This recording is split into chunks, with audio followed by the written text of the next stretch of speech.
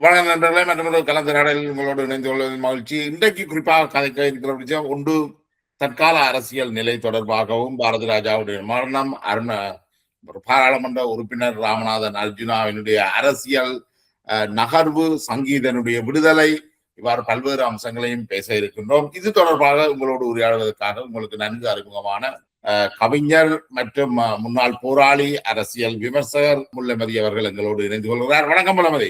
வணக்கம் ஜெயபாலன். வணக்கம் உறவுகளே. கனடாவில் நீங்கள் வாழ்ற கனடாவில் எத்தனை அரசியல் கட்சி இருக்கு? நான் உண்மையா கனடிய அரசியலை பற்றி கருத்து கொள்றேன் இல்லையா, அதுக்கு போய் வேலை பார்க்கறதுக்கு எனக்கு தேவையில்லை, நான் போறதே இல்லை. ஆனா நீங்கள்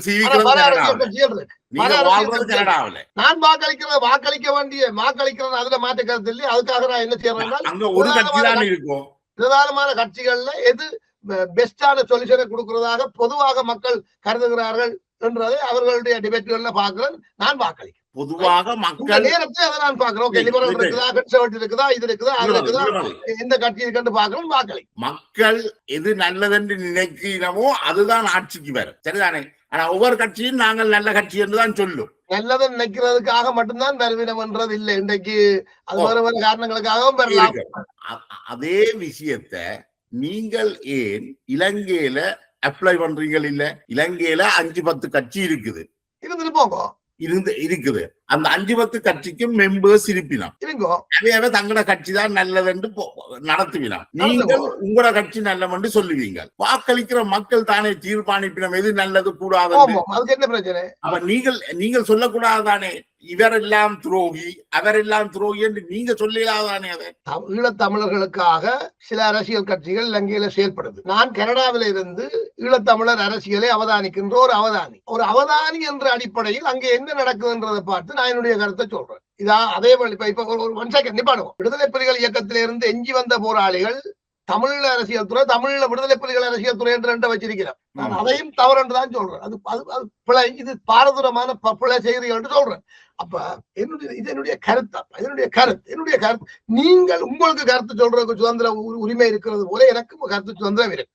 என்னுடைய கருத்தை தான் நான் சொல்றேன்றதை நீங்க புரிஞ்சு கொள்ளுங்க. ஆனா அதே நேரம் எங்கள் தம் கருத்து சுதந்திரம் இருக்கிறது என்றதுக்காக நாங்கள் முயலுக்கு 3 கொம்பு இருக்குன்னு சொல்லி கொண்டிருக்க. நாங்கள் சொல்ற கருத்தை கேட்கிற மக்கள் ஒன்றும் அவர்கள் தெளிவா பார்த்துக் கொள்வார்கள். அதே மாதிரி நீங்கள் கதைக்கிற விஷயங்களையும் இப்ப நீங்கள் எவ்வளவோ கதைக்கிறீர்கள், உங்க பலரை கூப்பிட்டு பல்வேறு சிவராம பற்றி கதைக்கிறீர்கள், அவரை பற்றி கதைக்கிறீர்கள், அறியான் அவனை விளங்கி கொண்டு போறான். சிரிச்சு போட்டு போறவனும் இருக்கிறான், நகைச்சு போட்டு போறவனும் இருக்கிறான், கோவப்படுறவனும் இருக்கிறான். இது நடக்குது.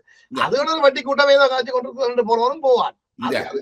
ஆனாலும் யாரோ 4 இளம் தலைமுறை பிள்ளைகளுக்கு இந்த ஈழ போராட்டம் பற்றி ஒரு தவறான புரிதல் போய் சேர்ந்து விடக் கூடாது என்றதுக்காகத்தான் என்னை தொடர்பு கொண்ட சில முதியவர்கள் இந்த தேசம் திரையில ஜெயபாலன் இப்படியாக நடந்து கொண்டிருக்கிறார், அவருக்கு சில கருத்துக்களை நீங்க சொல்லுங்கன்னு சொன்னபடிதான் நான் உங்கள்கிட்ட வந்தேன். பிறகு அவர்கள் உட்பட பலர் வந்து சொன்னார்கள், அந்த குப்பை தொட்டியில போய் நீ 2 கார் துப்பி கொண்டிருக்கிறாய், உனக்கு மேல் நீ கார் துப்புறான்னு சொன்னார்கள். அது அவர்களுடைய பார்வை. அப்ப உங்களுடைய செயற்பாடுகள் மீது எனக்கு மாற்று கருத்து இருந்தாலும் நான் அறம் பேசுவோம் என்ற அடிப்படையில் அவ்வப்போது வந்து உங்களோட கதைக்கிறேன். எதிரிகளின் பக்கத்திலும் எங்களுக்கு வேலைகள் உண்டு, தேவைகள் உண்டு என்ற மாதிரி நான் சிந்திப்பவன். என்றால் என்னுடைய பணி, என்னுடைய அனுபவம் வந்து அப்படியானதாக இருந்தது. வழங்குதானே? அப்ப எங்களுடைய இயக்கத்தில் இருந்த போராளிகளே தூய விடுதலை புலிகளா இருந்தவங்க எதிரிகள் என்றால் அல்ல துரோகிகள் என்றால் நினைச்சா சுட்டு நினைக்கிறவங்களா இருப்பாங்க. ஆனால் எதிரிகளையும் துரோகிகள் என்று இவங்க சொல்றவங்களையும் எங்களோட தேவைக்கு எப்படி பயன்படுத்தலாம் என்று சிந்திக்கிற இடத்துல இருந்தவன் நான். அப்ப என்னுடைய பாணியும் பயணமும் வேறையா இருக்கும். என்ன பார்த்தாலே மற்றவனுக்கு கோபம் பெற வேண்டா. எங்களுடைய இயக்கத்தை காரி தூப்பி கழுவி தூப்பி ஊத்தி கொண்டிருக்கிறான். இவனும் தன்னை புலிகள் சொல்லி கொண்டு அங்க போயிருக்கிறான் பாடு சொல்லி. அதாவது நான் சொன்னேன், இந்த புலிகளின் அடையாளத்துல இருந்து நான் அந்த அடையாளத்துல பேச விரும்புகிறேன் நான் காலமே சொன்னது காரணம். அதாவது ஏன் மற்றவர்களுடைய மனநிலையை நாங்கள் புண்படுத்துவார், நாங்கள் என்ன செய்தோம்ன்றது எங்களுடைய இருக்கு. கருத்தை நாங்கள் கருத்தியல் ரீதியாக தனிப்பட்ட ரீதியில யார் மீதும் எனக்கு எந்த மனோரஞ்சன் மீது எனக்கு தனிப்பட்ட கருத்து கோபம் இருக்கா? கிடையாது. ஆனால் இப்ப கேஸ்ட்ரோ சொன்ன மாதிரி இப்ப மனோரஞ்சன் இதுல கதைக்கும் பொழுது கேஸ்ட்ரோனா நினைவுக்கு வந்தார். மெத்தப்படுத்த மேதாவிகள் கொஞ்சம் பேரு இலங்கையிலும் உலக நாடுகளிலும் இருந்து கண்டுபிடிச்சு இப்ப கூப்பிட்டு அவையே மண்டியில கழுவி, நீங்கள் தான் புத்திஜீவிகள், நீங்கள் தான் மிகச்சிறந்த ஞானிகள், நீங்கள் தான் தமிழர்களுக்கு தலைவர்கள், நீங்கள் சொல்றத சரியாக இருக்கும், அப்படியா நீங்கள் உங்களோட கருத்துக்களை சொல்லுங்க, புலிகளை அழிப்போமோ விடுவோமோ, எல்லாரும் சேர்ந்து புலிகளை அழிக்கலாம்னு சொல்லி விட்டார்கள். கடைசியாண்டே தமிழர்களுக்கும் கோமணம் இல்லைன்றதை நான் சொல்றேன். விளங்குதானே? உங்களுக்கு கிடைச்ச தகவலின் அடிப்படையில அடிப்படையில நான் என்னுடைய அறிவுக்கு என்னுடைய அனுபவத்துக்கு நான் சீர்தூக்கி பார்க்கும் பொழுது மற்றது நான் நேரடியாக சம்பந்தப்பட்டிருக்கேன். அதாவது 90ஆம் ஆண்டு விடுதலை புலிகள் பிரேமதாசாவோடு பேசிக் கொண்டிருக்கும் பொழுது சிவராமுடன் தொடர்பு ஏற்பட்டு 90ஆம் ஆண்டு டிசம்பர்ல பிளட் சுருளி என்ற பெயர்ல நான் சிவராமோட தொடர்புபடுத்தப்படுறேன். 91ஆம் ஆண்டு மார்ச் மாதம் என்று நினைக்கிறேன் வவுனியால ஒரு வணிக நிறுவனத்தின் மேல் மாடியில வந்து வசந்தனையும் தராக்கி சிவராமையும் பிபிசி ஊடகவியலாளர் மாணிக்க வாசகம் கூட்டிக் கொண்டு நிறுத்தி போட்டு என்ன கூட்டிக் கொண்டே இருக்கிறேன். அப்ப என்ன சொல்ல எனக்கு ஒரு கடிதம் தந்து விடுறார் மாத்தையான்னு. இவர் முன்னர் புலட் இயக்கத்தில் இருந்தவர். இவர் உங்களுடைய இயக்க பேர் சுருளி. இவர் இப்ப இவரை நான் எங்களுடைய தொடர்பாளராக உங்களோட நிறுத்தலாம் என்று எழுதித்தாரேன். அப்ப நான் பின்ன சரி என்று அங்க கொண்டு போய் இந்த கடிதத்தை சிவராமன் அன்றைக்கு முதல்ல பாக்குறேன். சிவராமன் கடிதத்தை கொண்டே கொடுக்குறேன். சிவராம் கடிதத்தை வாங்கி போட்டு நல்லது. அப்ப இங்க பிளட்ல யாரோட இருந்தீங்கன்னு எல்லாம் கேட்டு கொண்டு வர அதுல இருந்து என்ன சொன்னார், இவர் தம்பாக்காரன் எனக்கு 100 தெரியுமே தம்பா பிள்ளை இயக்கத்துல இருந்தார். அப்ப பின்ன வசந்தன் சொன்னார் அவர் தம்பாலும் இருப்பார், பிளட்லும் இருப்பார், புலிகள் இயக்கத்திலும் இருப்பார். எங்களுக்கு இப்ப அது விஷயத்தை காய்ப்போம்னு சொல்லி வசந்தன் சொன்னார். அப்ப வசந்தனுக்கு அதுல இருந்தவர்கிட்ட நீங்கள் என்ன காலத்தை வாங்குறீங்கன்னு இந்த பராமகன் புருஷனடா பாட்டு சொல்லி சொன்னார் வசந்தன். பிளட் வசந்தனுடைய ஒரு பராமகன் முறையான தான் நான் ஆனந்தபுலியத்துல திருமணம் முடித்திருந்தேன். இது எங்களோட வேலைக்கு தேவைக்கு ஏற்ற மாதிரி நாங்கள் சில விஷயத்தை செய்வோம். எங்களுக்கு திருமணமும் செய்ய வேணும், நாங்கள் சில வேலையும் செய்ய வேணும்.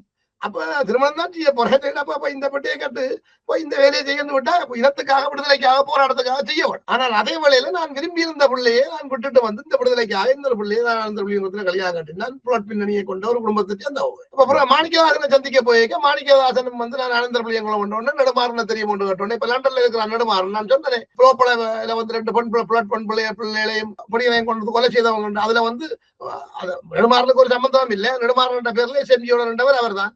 என் தம்பா பிள்ளை மேசம் 85ஆம் ஆண்டு வரைக்கும் அங்கே வர நெடுமாறன் என்று நான் பார்த்துக்கிறேன். அனந்தபுலியங்குளத்துல வந்த போது அவர் எனக்கு துரி என்று தான் தெரியும். பிறகு நான் 91ஆம் ஆண்டு வசந்தனாக்களை இவரை சந்திச்ச பிறகு அடுத்த சந்திப்பு வந்து எனக்கு மாணிக்கவாசனுக்குமான சந்திப்பு வருது. மாணிக்கவாசனை சந்திக்க போய்களையும் காட்சி கொண்டிருக்கீங்களா நீங்கள் எங்க இருக்கிறீர்கள் என்று சொல்லி கேட்ட பொழுது ஆனந்தபுலியங்குளம் வந்தோடனே உடனே மாணிக்கதாசனுக்கு ஆனந்தபுலியங்குளம் தெரியும். என்னுடைய மனைவியாக்களை சின்னல்லையே தெரியும். சின்னவள் இந்த மனைவியை கூப்பிடுவார் மாணிக்கதாசன். சின்னவளையா கட்டிருக்கிறீங்கன்னு கேட்டார். ஓ மட்டும் தான் சொன்னேன். அப்ப அவருக்கு ஒரு நம்பிக்கை வருது, இவர் எங்களை புலட்காரன் புலிகள் அனுப்பி இருக்கிறார்கள் பிடிச்சி. அப்ப சரி நாங்கள் என்ன செய்யணும் அவர் கதைச்சார். அவரோட கதைக்க வேண்டிய விஷயங்களை நாங்கள் கதைச்சோம். பிறகு அது வேற விதமா போச்சு.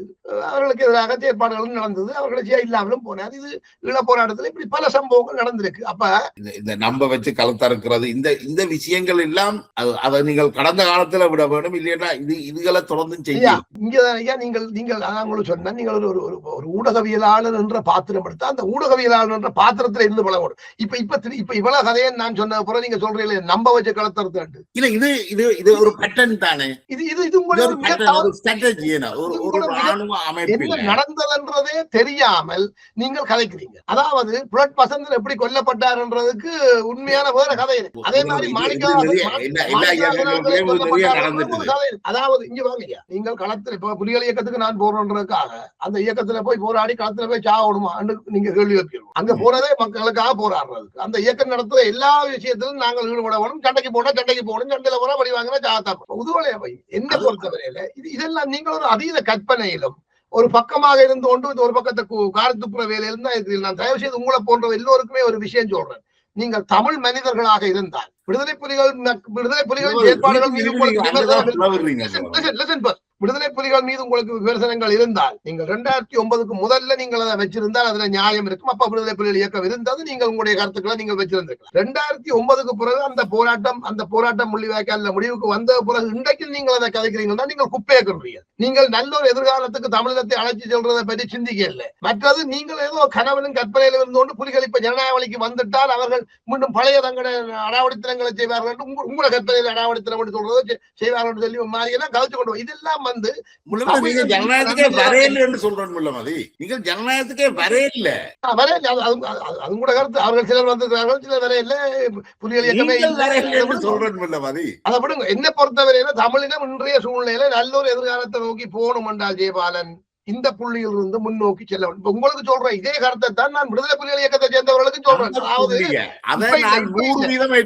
இப்ப இல்ல 90ஆம் ஆண்டு 91ஆம் ஆண்டு என்ன சந்திச்ச பொழுது சிவராம் அவர்கள் சொன்னது என்று சொல்லி சொன்னால் இந்த புள்ளியில் இருந்து முன்னோக்கி போவோம். இந்த இங்க நாங்கள் முன்னோக்கி போவோம் அப்படி என்று சொல்லி சொன்னால் இந்த ஆயுதம் ஏந்திர போராட்ட இயக்கங்கள் எல்லாருக்கும் ஒரு பொது மன்னிப்பை அறிவிச்சு அவர்களை பாராளுமன்றத்துக்கு போக விடுங்கோ. விடுதலை புலிகள் மக்கள் முன்னணி சிவராம் எனக்கு சொன்னது நான் சொல்றேன் இன்றைக்கு மக்கள் தெரிஞ்சு சொல்லட்டும். விடுதலை புலிகள் மக்கள் முன்னணி புதிய ஒரு தலைவரை கொண்டு வாங்கும். விடுதலை புலிகளின் துணை தலைவராகவும் அரசியல் பிரிவுக்கு பொறுப்பாகவும் மாத்தையா இருக்கட்டும். மாத்தையா கொஞ்சம் புரிதல் உள்ளவர், கதைக்கக்கூடியவரால் இலகுவா தொடர்பு கொள்ளலாம், தலைவரை தொடர்பு கொள்ள இயலாது. அதனுடைய எங்களுக்கு வசதியா இருக்கு. மாத்தையா அங்கால முக்கியமா இருந்தாருன்னா அவர் தலைவரோட காட்சி உடனடியாக முடிவுகள் எடுத்து எங்களுக்கு ஹெல்ப் பண்ணுவார். நீங்க மக்கள் முன்னணிக்கு ஒரு புதிய தலைவரை போடும்போ மக்கள் முன்னணியின் தலைமைக்கு கீழே எல்லா இயக்கங்களையும் ஜனநாயக வழிக்கு பாராளுமன்றத்துக்கு போறதுக்கான ஏற்பாட்டை செய்யறதுக்கு நீங்கள் ஒரு அனுமதியை பெறுங்க தலைவர் பெறுவாங்க. நாங்க உடனடியாக எல்லாரையும் கொண்டு வரோம். புலட்டை நாங்கள் கொண்டு வரோம், தெலவோட காய்க்கிறோம், இபிஆரோட காய்க்கிறோம், டாக்டர் மன்னவன் எல்லாரையும் நாங்கள் கொண்டு வரோம்னு சொல்லி சொன்னவங்க. இந்த விஷயத்தை கருத்தியல் ரீதியாக மாற்றி ஏற்றுக்கொண்டார். ஆனால் இயக்கம் ஏற்றுக்கொள்ள இல்லையா, அது வேற விதமாக மாறி போச்சு. அதுக்கு காரணங்கள் எனக்கு தெரியாது. ஆனால் இயக்கம் தான் இவர்கள் இதை நிராகரிச்சதுக்கு பிறகு இந்திய அரசு ஒரு முயற்சி எடுக்குது. தமிழ் கூட்டமைப்பை உருவாக்குறதுக்கு வருது. புலிகளை தனிமைப்படுத்துறதுக்கான ஒரு கூட்டமைப்பை உருவாக்குறதுக்கு முயற்சிக்கிறாங்க. இப்ப இந்த விஷயம் புலிகள் உளவுத்துறையாளர் நான் இதை பற்றி இந்த சேது என்று சொல்ற நோர்வேல இருக்கிற சேது வெளிப்படையாக காய்ச்சிருக்கிறேன். நான் ஒரு பத்திரிகையில இருந்த போது இப்படியான ஒரு அசைன்மெண்ட் வந்தது, இப்படியான ஒரு கூட்டமைப்பை உருவாக்குறதுக்கு முயன்றவர்கள் இந்த விஷயத்தை நாங்கள் புலிகள்கிட்ட கொண்டு போனதுக்கு பிறகுதான் அவர்கள் கூட்டமைப்பு உருவாக்குறதுக்கு தயாராகிறவர்கள். கூட்டணி கொண்டு போனதே சிவராம் தானே. இருக்கலாம் இவ சொல்லிடமல்லோ.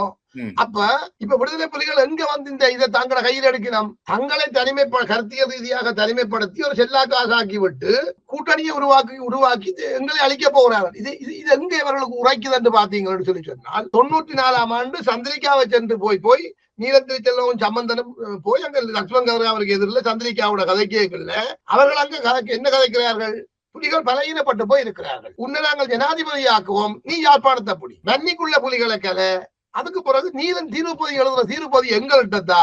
அதற்கு பிறகு புலிகள் ஆயுதங்களோட வன்னிகள் என்றால் அங்க எருமைகளையும் புலிகளையும் அளிப்பதை தமிழர்கள் கண்டுகொள்ள மாட்டார்கள். இப்படியே வசனத்தை இவர் பயன்படுத்துறார். அப்ப யாழ்ப்பாணத்தின் மீதான சூரிய கதிர் ராணுவ நடவடிக்கை தொடக்கப்படுகிறது. இந்தியா அதற்கு அனுசரணை வழங்கும். அப்ப புலிகளை இப்படியே வளர விடுவதை விரும்பாத இந்தியா இலங்கை அரசாங்கத்துக்கு ஒரு சந்தர்ப்பத்தை கொடுக்கும். ஆனால் தமிழர் பிரச்சனைக்கு நீங்க ஒரு நிரந்தர தீர்வை கொடுத்துவிட வேண்டும் என்றதில் இந்தியா உறுதியா இருக்கு. யாழ்ப்பாணத்தை பிடிச்சவர்கள் தரவழி பாதை போட வரும் பொழுது புதூர் சந்திக்கு ராணுவம் புதூர் சந்தியை கிராஸ் பண்ணி எல்லாரும் போகும்போது இந்த தகவலும் புலிகள் இங்கே போராட்டம் நடத்தி கொண்டிருந்த போதும் ஐயா இலங்கையில் நடந்த சம்பவங்கள் முழுவதும் புலிகள் தரப்பாலையும் இந்திய தரப்புக்கு சொல்லப்படுது. அவன் உளவுத்துறைக்காரையும் தகவல் போகும். அப்ப மாங்குளத்தை பிடிக்கிறதுக்கு இலங்கை ராணுவம் தயாராகி கொண்டிருக்குன்றது அவங்களுக்கு தெரிய வந்தோன்னதான் அவங்க உடனடியாக கூப்பிட்டு சொல்றாங்க, உங்களுக்கு இந்த ராணுவத்தை திருப்பி அனுப்புறது இந்த உதவி செய்யணும்னாங்க. நான் தான் சாட்சியமா சொல்றேன். நான் தான் இந்தியாவுக்கு அதுக்கு முதல் பேர் இந்த தொடர்பு எடுத்தவன் நான் தான். அப்ப அவங்க கேட்டது உங்களுக்கு என்ன வேண்டும்.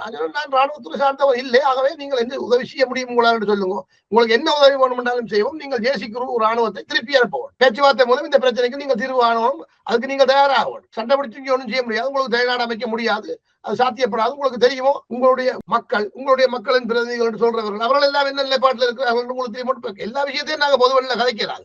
அவங்க எல்லா உண்மையும் எங்களுக்கு சொல்றாங்க. அப்பதான் எங்களுக்கு தெரியுது தமிழ் தேசிய கூட்டமைப்பு. அப்பதான் இந்த உதயமூர்த்தி என்று சொல்லி எழுத்தாளர் ஒருவர் அவர் தான் எனக்கு சொல்றார். 83ஆம் ஆண்டு அவர்களிங்கத்தை கூப்பிட்டு இந்திய தரப்பு வெங்கட்ராமன் தரப்பு சந்திச்சு கதைச்ச பொழுது தனிநாட்டு உருவாக்குவதை அவர் எப்படி என்றதே அவர் சொல்றார். தமிழீழ வரைபடத்தின்படி தமிழீழத்தை பிரிச்சு கொடுத்தால் அந்த வரைபடத்தில் இருக்கிற அந்த எல்லையை காப்பாற்றுறதுக்கு உங்கள்ட்ட பாப்புலேஷன் இல்லை, பொருளாதாரம் ஒன்றும் இல்லை. உங்களை திருப்பி இடிச்சு பிச்சு கொண்டு 4 பக்கத்தாலும் பிடிச்சு உங்கள் நாட்டை ஆக்கிரமிக்கிறதுக்கு அவனுக்கு முடியும், சிங்கள ராணுவத்துக்கு முடியும். அவன் பாப்புலேஷன் கூட அவன் பிரதேசம் கூட அவன் உங்களை பிச்சு கொண்டு வருவான். மற்றது நீங்க கடல்ல 4-3 பக்கம் உங்களுக்கு சொன்னா அதுக்கு எதிராக அவன் போராட வேண்டிய சேவை அவனுக்கு இருக்கு. ஆனபடியான சரி வராது. குறுக்கு வட்டில பிரியும் கொண்டு சொல்ல சம்பந்தர் சொன்னார். ஏற்கனவே தென்னிலங்கையில் எங்கட மக்கள் அவர்லையும் சொன்னார், தென்னிலங்கையில மக்கள் இருக்கிறார்கள், அம்பாறை மட்டக்களப்பு இந்த பகுதியை சிங்களவனுக்கு விடவனும், இஞ்சாலையும் எங்க நீர்வளம்புக்கு இஞ்சால் பக்கம் சில பகுதிகளை தமிழத்த பகுதி என்று சொல்லி இந்த வரைபடத்தின்படி உள்ள பகுதியை அங்கால விட வேணும் என்று சொல்லி சொன்னால் இப்படி ஒரு கோடு போடுறதை ஏற்றுக்கொள்ள மாட்டார்கள். சில அவர்கள் இங்கே யோசிச்சிருக்கலாம், இப்ப இதனால் ஏற்றுக்கொண்டோம்னா இன்னும் ஆயுத வேந்திர போராளிகளையும் சுட்டுக் கொண்டு விட்டுருவார்கள் கூட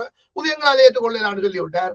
அப்ப அவங்க வெங்கட்ராமன் சொல்றார், அவர் தமிழ்நாட்டை சேர்ந்தவர், அவர் தான் பாதுகாப்பு அமைச்சர். அவர் சொல்றார், நீ தமிழீழத்தை பிரிச்சு கொடுத்தி என்றால் தமிழ்நாடு பிரிக்கும். தமிழ்நாடு ஏற்கனவே பிரிவில் பேசிக் கொண்டிருக்கிறார்கள். அப்ப நீ தமிழர்களுக்கு அகண்ட தமிழ் சொல்லி பாக்குறீங்க. இந்தியாவில் மங்கான ஒரு நாடா வந்தவர். இந்தியாவில் இதே நீ உடைப்பியா இந்தியா கன்னடம் தெலுங்கு எல்லாம் உடைஞ்சு கொண்டு போய் இந்தியா குஜராத் எல்லாம் துண்டு பிரிஞ்சு இந்தியா பல மாநிலங்களாகும். இது அந்நிய சக்திகளுடைய தேவைக்கு தாங்கள் தீனி போடுறவர்களா முடிஞ்சிடும். அது ஒன்றும் தேவையில்லை. இலங்கை ஒரு சின்ன நாடு, சிங்களவர்கள் நாங்க சொல்றதை கேட்கத்தான் வேணும். ஆகவே தமிழர்களை பாதுகாக்கிறதுக்கான பொறுப்பை இந்தியா பொறுப்பெடுக்கணும் என்று அவன் தூத்துக்குடியில ஒரு முப்படை தளத்தை அமைக்கிறான் இந்தியா.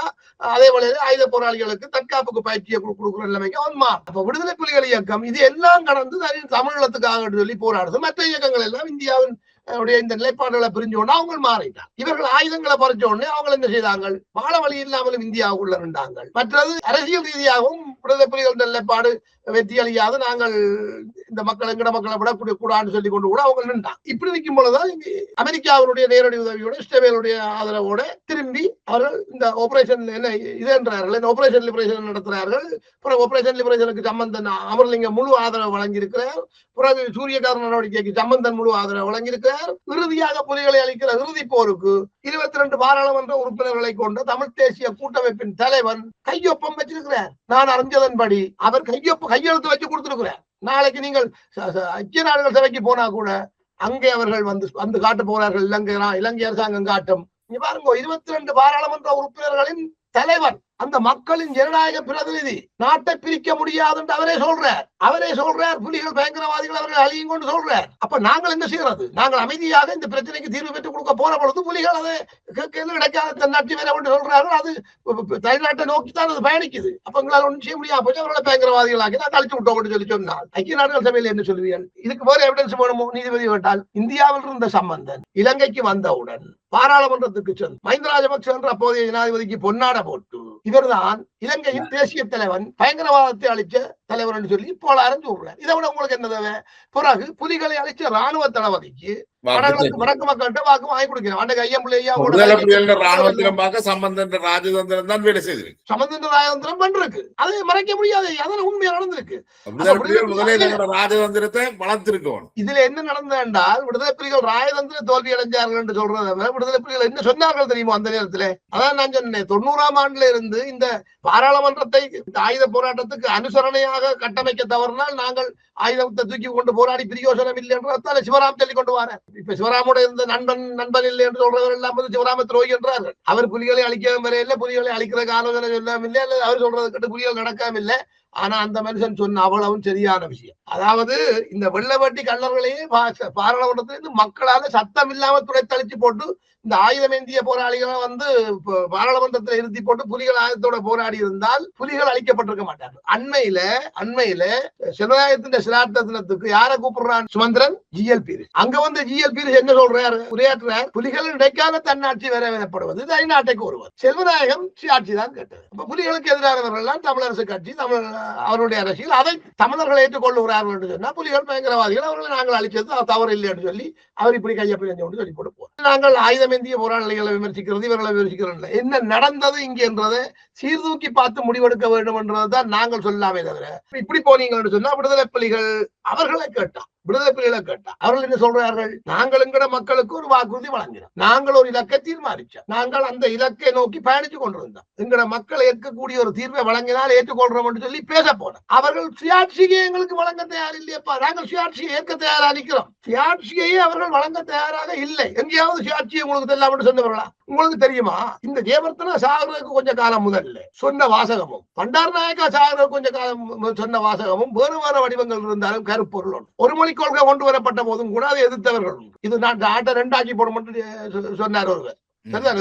பிறகு தான் ஒரு பெரிய தவறு செய்து விட்டு சொல்லி போட்டு ஜெயவர்த்தனா செத்தவர். ஏன் சொன்னவர் தெரியுமோ? பிரேமந்தம் இந்த அமர்லிங்கத்தை கூட்டிக் கொண்டே தீர்ப்பு பேச்சுவார்த்தை நடத்திய போது சுயாட்சியை கொடுத்திருந்தா இந்த பிரச்சனை அதோட முடிஞ்சிருக்கும். தமிழர்களை ஒரு தேசிய இனமாக ஏற்று அவர்களுக்கு வடகிழக்கு சுயாட்சியை கொடுத்து போட்டு நாங்கள் பேசாம இருந்திருக்கலாம். இன்றைக்கு சண்டைகள்ல வந்து நானும் போறேன். அரசியல் தலைமைகள் இப்பவும் வந்து ஃபெயிலியரை பற்றி காய்ச்சி கொண்டிருக்காம அந்த ஒன்று ஃபெயிலியர் ஆகாம இருக்கிறதுக்கு என்ன செய்யணுமோ அதை செய்யணும். அதுக்கு ஏற்ற மாதிரிக்கு தங்களுடைய அரசியலை வளர்த்து கொண்டிருக்க வேணும். இல்லை என்றால் தங்களால இயலாண்டால் அதை மற்றவர்கள்ட்ட இது ஒன்று இருக்கல்லோ, இது இப்ப நீங்க சொல்ற விஷயம் இருக்கல்லோ. ஓகே, இது எல்லாத்துக்கும் பொதுவான ஒரு தீர்வு என்னன்னு சொன்னால் இந்த புள்ளியில் இருந்து முன்னோக்கி போறதுதான். இது ஒரு பெஸ்ட் சொல்யூஷன். அதாவது இதைத்தான் ஜேவிபியும் கடைபிடிக்கிறாங்க. அந்த புள்ளியில இருந்து முன்னோக்கி போறதுக்கு பல வழிகள் இருக்கு. நீங்களோ நானோ சொல்ல வழியில மட்டும்தான் போகணும். இல்ல இந்த புள்ளியில் இருந்து முன்னோக்கி போறதுதான் உங்களோட நோக்கமாக இருக்கணுமே என்றதான் விஷயமே தவிர பின்னுக்கு திரும்பி பார்க்க கூடாதுன்றதுதான் அதனுடைய சித்தாந்தம். பின்னுக்கு பாத்தீங்கன்னா பல வழிகள் இருக்கு. நீங்கள் தேவையில்லாத ஒன்று கொண்டு வராங்க. இந்த புள்ளியிலிருந்து முன்னோக்கி போறது தத்துவார்த்த சித்தாந்தம் என்னென்று வடிவா தெரியாமல் குழப்பக்கூடாது மக்களை. இந்த புள்ளியிலிருந்து முன்னோக்கி போறது என்று சொல்லி சொன்னா ஜெயபாலன், இது ஒரு போர்டர். இந்தியா பக்கத்தை விட்டுடும், இந்தியா பக்கத்துக்கு முன்னுக்கு தான் நாங்க போறோம். Go forward. உங்களுடைய நினைவிலே அது இருக்கலாம், அல்லது நீங்கள் கடந்த காலங்களை பற்றி ஏதாவது சிந்திச்சு பரிசீலிச்சு கொள்ளலாம். அதெல்லாம் இந்த போர்டருக்கு இங்க கொண்டு வரவே கூடாது. அதை நீங்கள் அப்படி ஒரு ஒரு காட்சி பொருளாகவோ அல்லது ஒரு ப்ரொடக்டாவோ நீங்கள் கொண்டு வர. நீங்க என்ன செய்யணும், இனி நாங்கள் என்ன செய்யணும்ன்றதை பற்றி மட்டும்தான் சிந்திக்கணும். அப்ப பழசக்குன்றதை தோன்றதை விடுங்கோ. இதுல இருந்து இனி என்ன செய்யணும்ன்றது இதைத்தான் நாங்கள் முன்னோக்கி போடுறதுக்கு பல வழிகள் இருக்கு. மூலமதி எந்த வழி, பல வழி இருக்கலாம், பல வழிகள். இப்ப நான் வந்து சொல்லலாது, நீங்கள் எல்லாரும் இந்த வழியில தான் என்னோட வரணும். அப்படி அது ஒரு ஆரோக்கியமான பயணத்துக்கான வழியாக அமையாது. இப்ப இந்த ஈழத்தமிழர்கள் பிரச்சனை எங்க இருக்கு சொல்லுங்க பாப்போம். சுமந்திரன் ஒரு பக்கம் போறார், அர்ஜுனா இன்னொரு பக்கம் போறார், இன்னொரு பக்கம் போறார். லண்டன்ல புலிகள் 2 அரசியல் துறை என்று இப்படி போயினோம். பிறகு புலிகளுடைய அனுசரணை கட்டமைப்புகள் ஆளுக்கு ஒரு பக்கம் போயினோம். தமிழர்கள் எங்க போயினோம், தேசிய மக்கள் சக்திக்கு வாக்களிக்க போயினோம். அதுவும் ஒரு வழிதான். அவர்களுக்கு வழியும் இல்லை, தெரிவும் இல்லை. அது மக்கள் அதுதான் சரியான வழி என்று தெரிஞ்சா அதுக்கு வாக்களிக்கிறது எந்த பிள்ளைகள் அதுதான் சரியான வழி என்று வாக்களிக்க மாட்டார்கள். அவர்களுக்கு வாழ்றதுக்கு வேற வழி இல்லை, அவர்கள் வாக்களிக்கும். நான் சொல்றேன், நீங்க எழுதி வச்சுக் கொள்ளுங்க. அடுத்த தேர்தல்ல, மாகாண சபை தேர்தல்ல தேசிய மக்கள் சக்தி சத்திய ஆக்கள் இறக்குவாங்க, அவங்க எல்லாம் மாகாணத்தை பிடிப்பாங்க. தமிழர்கள் தோற்பார்கள். அதுக்காக தமிழர்களை பேடிகள் என்றோ தமிழ் மக்களை உணர்வற்ற சடங்குகள் என்றோ நீங்கள் சொல்லக்கூடாது. ஏன் சொல்லக்கூடாது என்றால், இந்த 16 ஆண்டு காலம் விடுதலை புலிகள் இல்லாத இந்த 16 ஆண்டு காலத்திலே தமிழர்களுக்காக களத்திலும் புலத்திலும் செயற்படுகின்ற நீங்கள் இன்னைக்கு 3 அமைச்சர்களை தேசிய மக்கள் சக்திக்கு கொடுத்தவர்கள். அந்த 3ஐ 32 ஆக்க போறது நீங்கள், 32 22 ஆக்க போறது நீங்கள். அதுதான் நல்ல வழி என்றா மக்கள் அதை தேர்ந்தெடுக்கிறதுல எந்த தவறும் இல்லை தானே. தயவு செய்து சரியான வாசகங்களை அதுதான் திருப்பியும் சொல்றேன். தமிழர்களுக்கு அது வழி அல்ல. ஒரு சிங்கள தேசிய கட்சிக்கு பின்னால் தேசிய கட்சியை தங்கள் அரசியல் கவனமாக, ஒரு சிங்கள தேசிய கட்சியை தமிழர்கள் தங்கள் அரசியல் தலைமையாக ஏற்றுக்கொள்ள வேண்டும் என்றதோ, அல்லது ஒரு தமிழ் அரசியல் கட்சியை சிங்கள மக்கள் தங்களுடைய அரசியலாக ஏற்றுக்கொள்ள வேண்டும் என்றோ இல்லை. அது பொதுவாக ஒரு பாராளுமன்ற தேர்தல் வரும் பொழுது அங்கே எல்லாருமே பாராளுமன்றத்தில் இருந்து கலைக்கிறது வேறு. ஆனா அரசியல் என்பது தன் உங்களோட வீடு என்னுடைய வீடு எந்த வீடு, நாங்கள் 2 பேரும் ரோட்ல வந்து ஹாயா காய்ச்சி கொண்டிருக்கிறது வேறு. அதுபடியாக தமிழர்களின் அரசியல் தமிழர்களின் கைகளில் இருக்க வேண்டும் என்றது உலக சமூகம் இனங்கள் எல்லாமே கடைப்பிடிக்க. தமிழர்கள் 35 வருஷமாக போராடி பெரும் விலை கொடுத்து இழப்பு கொடுத்து இந்த இறுதி போரின் இறுதி நாட்கள்ல சந்திச்ச அந்த பேர் அவலம் எத்தனை நூற்றுக்கணக்கான பெண்கள் வெளியில இன்றைக்கு தெரியாது என்னென்ன மாதிரி எல்லாம் இல்லாமல் பண்ணி அவர்களை திரட்சி நாசமர்த்த இந்த சிங்கள பேர்ணவாதம். சில வேளை ஜேவிபி படிப்படியா கொண்டு வந்து அந்த உண்மைகளை எல்லாம் கொண்டு வருவார்களோ இல்லையோ அதுல தெரியாது. அதை கொண்டு வரக்கூடிய அளவுக்கு அரசியல் தமிழர்கள் செய்வார்களோன்றது கூட எனக்கு தெரியாது. ஆனா அப்படி இருக்கும் போது தமிழர்கள் தங்களுடைய பலகீனங்களால அவர்கள் தென்னிலங்கை கட்சி ஒன்றினுடைய பிரதிநிதிகளை தங்களுடைய அரசியல் பிரதிநிதிகளாக தமிழ் மக்கள் ஏற்றுக்கொள்ளுகின்ற நிலையை நோக்கி அவர்கள் போறார்கள் என்றதை நான் ஒளிவு மறைவில்லாம சொல்றேன். நீங்கள் உங்களுக்குள்ளேயே முரண்படுங்க. நீங்கள் சொல்லுங்க, அர்ஜுனா அங்கால போயிட்டா கஜேந்திரகுமார் தமிழ் கட்சி ஓகே, அவருக்கும் சரியில்லை. தமிழரசு கட்சி பெரும்பான்மை தமிழர்களை பெரும்பான்மை வாக்கு பலம் கேட்ட கட்சி, அவையும் சரியில்லை. 2ஆம் உள்ள மாதிரி தமிழ் மக்கள் தமிழ் கட்சிகளாக இருந்து பிரச்சனை இல்லை. எங்களுக்கு தமிழ் சிங்களம் பிரச்சனை இல்லை. மக்களுடைய வாழ்நிலையை மேம்படுத்தக்கூடியவர்கள் யாரோ அவருக்கு வாக்களிக்கும். அப்படி ஒரு நிலைமை வந்து இன்னும் அதிகமான ஆசனங்களை அவர்கள் பெறுவதற்கான அவர்கள் தங்களுடைய வேலையை அங்கு செய்து கொண்டிருக்கிறார்கள். இந்த சங்கீதனுடைய விடுதலையில கூட வடமாகாண ஜேவிபியினுடைய உறுப்பினர்கள் தங்களுடைய அரசியலை சிறப்பாக தான் செய்திருக்கிறார்கள்.